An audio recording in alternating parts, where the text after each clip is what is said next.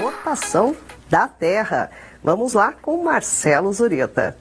Olá pessoal, saudações astronômicas. Nosso planeta, a Terra, é uma imensa e esférica rocha girando no espaço.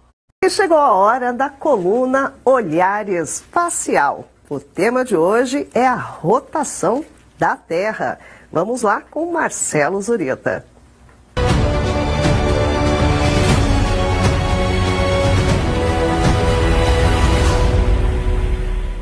Olá pessoal, saudações astronômicas. Nosso planeta, a Terra, é uma imensa e esférica rocha girando no espaço. Percebemos a rotação do nosso planeta quando vemos os astros se movendo no céu ao longo do dia. E com base em séculos de desenvolvimento de instrumentos precisos de observação, concluímos que a Terra leva 23 horas, 56 minutos e 4 segundos para completar uma volta em torno de si. Mas até pouco tempo atrás, no final da Idade Média, muita gente ainda defendia a ideia de que a Terra era estacionária e que esferas celestes se moviam em torno dela, levando as estrelas, o Sol, a Lua e os planetas do Sistema Solar. Pode até parecer desnecessário, mas em meados do século XIX, um físico francês conseguiu provar a rotação da Terra com um experimento genial, o pêndulo de Foucault. Jean-Bernard Léon Foucault foi realmente um dos grandes gênios da sua época. Nascido em 1819 em Paris, ele chegou a estudar medicina, mas desistiu por conta de uma aversão a sangue e se rendeu à sua grande paixão, a física. Entre seus grandes feitos nessa área estão a descoberta das correntes elétricas de Foucault, a medição mais precisa da velocidade da luz e a comprovação física da rotação da Terra utilizando um pêndulo. Mas como isso seria possível? Bom, o experimento de Foucault foi desenvolvido graças a uma fundamentação apresentada por um outro francês, o engenheiro e matemático Gustave Gaspard Coriolis. Em 1835, Coriolis definiu matematicamente uma força que age sobre um corpo em movimento num sistema não inercial em rotação. Imagine, por exemplo, um disco de vinil em rotação em uma vitrola. Se uma pequena formiga andar sobre esse disco da borda em direção ao centro, ela sentirá uma força extra no mesmo sentido de rotação do disco. Já se ela se afastar do centro, sentirá uma força no sentido contrário ao de rotação. Essa é a chamada força de Coriolis, e na verdade é uma pseudo-força, já que ela é uma parcela da força inercial de um corpo. Enfim, essa força pode ser percebida facilmente no movimento de rodopio de uma bailarina. Quando ela contrai os seus braços aproximando-os do centro de rotação, a força de Coriolis aumenta a velocidade angular da bailarina, fazendo com que ela gire mais rápido. E por ser uma pessoa genial, Foucault percebeu que se a Terra está em rotação, então um corpo em movimento em sua superfície estaria sujeito à força de Coriolis. E de fato, hoje sabemos que é graças à força de Coriolis que os ventos de uma tempestade giram no sentido anti-horário no hemisfério norte e no sentido horário no hemisfério sul. Ela também provoca pequenos desvios em balas de canhão atiradas a longas distâncias, e Foucault imaginou que ela poderia ser percebida também sobre um pêndulo comprido e pesado o suficiente para que essa força pudesse ser medida e comprovada. Antes de preparar o experimento, Foucault calculou que se o pêndulo fosse preso de uma forma em que ele girasse livremente em qualquer direção, perceberíamos que ao longo do tempo ele não seguiria um caminho linear, indo e voltando para o mesmo ponto. Como a Terra está girando, à medida que o pêndulo oscila, a força de Coriolis age fazendo com que ele gire em torno do seu eixo. Assim, se o pêndulo estiver no hemisfério norte, ele deve sofrer um deslocamento no sentido horário,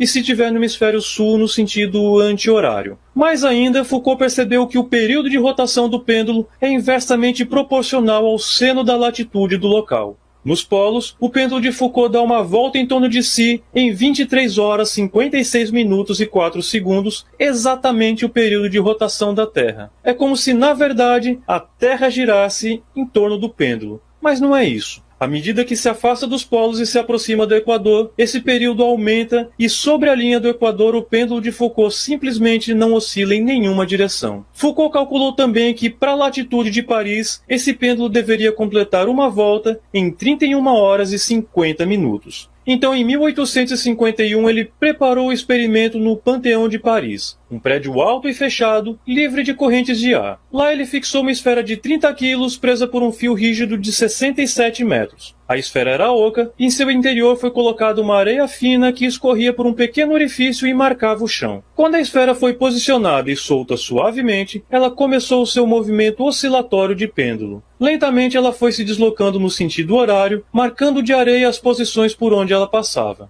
Demorou, mas exatas 31 horas e 51 minutos, como Foucault havia previsto, seu pêndulo completou uma volta inteira, validando seus cálculos e provando mais uma vez a rotação do nosso planeta. Depois dessa demonstração gloriosa, o mesmo experimento foi reproduzido em vários outros locais da Terra, inclusive nos polos. E em todos os casos, ele oscilou exatamente como Foucault havia calculado. O pêndulo de Foucault é um experimento extremamente simples e genial, que foi capaz de demonstrar a rotação da Terra 100 anos antes de qualquer viagem espacial.